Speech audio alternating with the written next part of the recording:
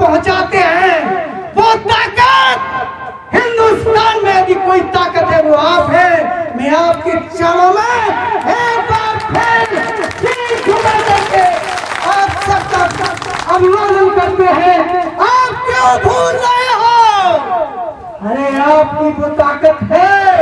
आज जिस तरीके से पूरे भारत में लोक माता अहिल्याबाई होकर जिसने सनातन धर्म का ध्वजा फहराया है, जहां जहां अंग्रेजों ने और उन तमाम माता ताई लोगों ने हमारे मंदिरों को खंडित किया, वहां झंडा गाड़ा है लोक माता अहिल्याबाई होकर आपके वंशजों ने।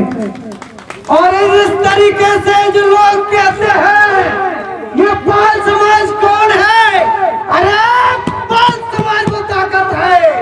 पाल समाज ही वो हिंदुस्तान की मातृधरा है, जो पहली समाज है जिसको भगवान भोलेनाथ का आशीर्वाद है, जिसको भगवान भोलेनाथ ने पहली वो छाती है, जिसने भगवान भोलेनाथ को भेड़ दी थी। ये वही समाज है जो उसने पूरे देश में पालन हार के रूप में जानी गई। ये गढ़िया वंश ही हमारा वही वंश है और जिस पर मुझे गर्व है।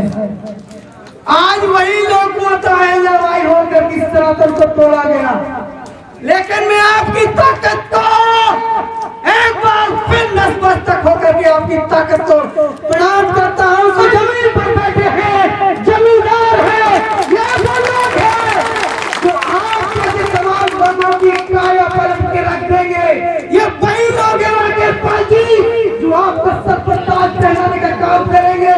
ये वही लोग हैं वो पद्धति जिनकी दम पर आप चुनाव पर अध्यक्ष बने हो। ये वही लोग हैं जिनकी दम से लंबे मूछ वाले दत्ता जी भारत में तुम्हारी लंबी मूछ पूछी जाती है।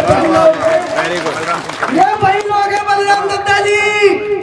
और आज जिनको बुलाया है, सुन लो हिंदुस्तान के लोगों, सुन लो जो उन पार्टियों में बैठे हो, सुन लो इन चेहरों को नजरअंदाज कर दिया तुमने।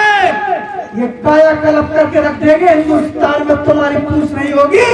आज हिंदुस्तान में भाजपा हो या कांग्रेस हो, कोई पार्टी हो, यदि असली ताकत से तुम हमारी ताकत से विधानसभा और लोकसभा में डाल रहे हो, वक्त अब है, वक्त अब है। इन समाज के, हमारे समाज के लोगों को भी अब भागीदारी दो।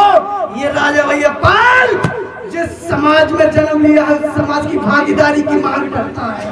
ये मेरा हक है। इन समाज के लोगों की दूध पी करके, इन समाज के लोगों की खून से बनकर मैं तैयार हुआ हूँ और यही मेरी ताकत बन करके आज समाज को एकजुट करने का काम कर रहे हैं। राकेश पाल जी सुन लो, मंच पर बैठे आप लोग, इन लोगों की असली ताकत, इन लोगों की आवाज यदि आपने विधानसभा से लेकर के दिल्ली तक नहीं उठा पाई तो आपको राजनीति में हक और अधिकार नहीं है। ये तुम्हारे साथ है, तुम आगे बढ़ो। आप साथ हो या नहीं हो आप बताइए। यदि आप साथ हो तो हाथ खड़े करिए।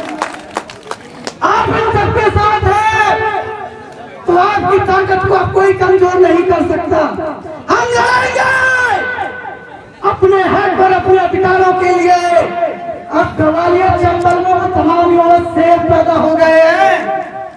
बहुत शेर है हमारे समाज में युवा।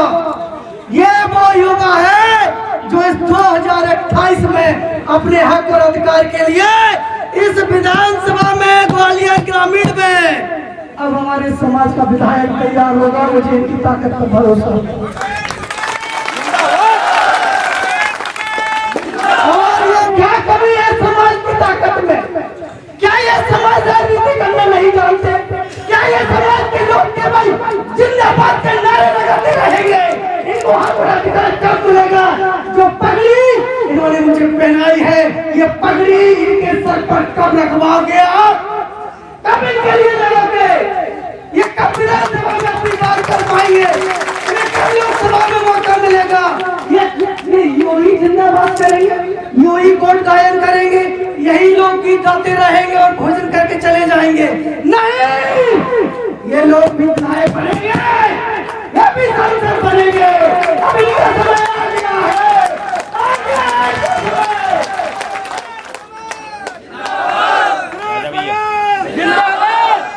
कोशिश करने वालों की कभी हार नहीं होती। कोशिश करिए, ये हिंदुस्तान मुझे सुन रहा है, ये मेरी आवाज ग्वालियर तक नहीं हिंदुस्तान तक जा रही है। कोशिश करने वालों की कभी हार नहीं होती, लहरों से डर कर लोगों कभी पार नहीं होती।